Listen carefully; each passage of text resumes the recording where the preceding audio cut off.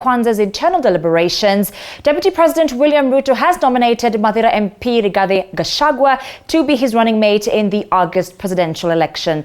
Ruto made the announcement Sunday afternoon after Saturday's meeting that went late into the night. As Mike Kagwongo reports, Gachagua beat his closest competitor, Tharaka Nithi Senator Kithure Kindiki, who was absent Sunday, raising questions as to whether he was in agreement with Gachagua's nomination. This is the announcement that came after a 17-hour wait since Saturday morning. The first one is Kenya Kwanza Alliance had faced a stalemate after both Mathira MP Rigathi Gachagua and Tharaka Nithi Senator Kithure Kindiki maintained a hardline stance on the running mate slot.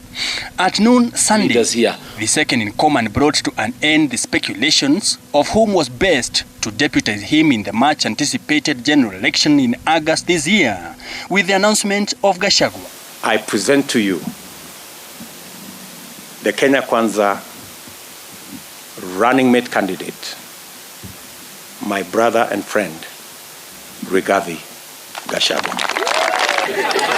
Ruto said he chose Gachagua from other worthy candidates who made it to the shortlist, among them Kiharu MP Ndindi Nyoro, Tharaka Nithi Senator Kithure Kindiki, Kandara MP Alice Wahome and Speaker Justin Muturi, after serious deliberations with the Kenya Kwanza team. In the end, the consensus pointed out to an individual who scored excellent points on every evaluative parameter, an astute debater with prodigious persuasive ability.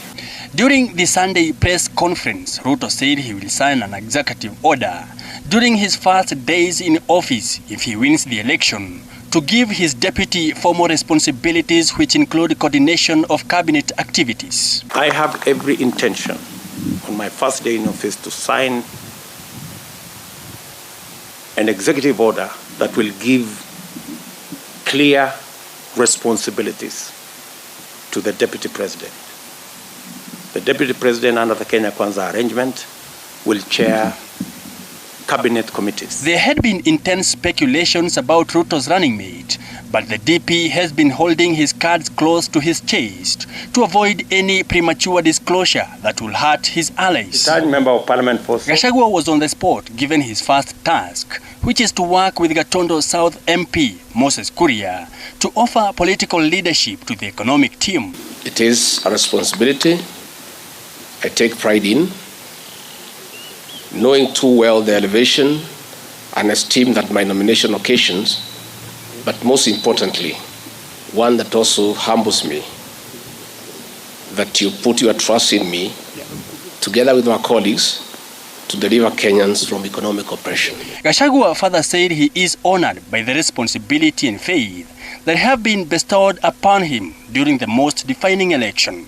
The 57-year-old former President Uhuru Kenyatta's personal assistant, whom landed the highly coveted position, is a UDA member who has also been central in Ruto's behind-the-scene political negotiations with partners. And in our administration, I have agreed with all the leaders here that we will start on day one with our administration, that of the 21 ministers that we will appoint, 10 will be women. And we will ensure that all other appointive positions will respect the 2/3 gender rule. And we shall now rally behind the Kenya Kwanza presidential candidate and the entire alliance with Rigathi Gachagua as the running mate. Our worthwhile competitors are focused on grandiose of consumption.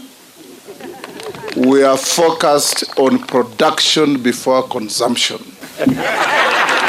He has been a fierce defender of DP Ruto and the UDA party, as well as a critic of President Uhuru Kenyatta. Now, the Kenya Kwanza's biggest task ahead will be looked at how to consolidate votes from both eastern region and eastern parts of central region, now bearing in mind that Rigathi Gachagua comes from western part of central region. Mike Kagwongo, TV 47, Nairobi.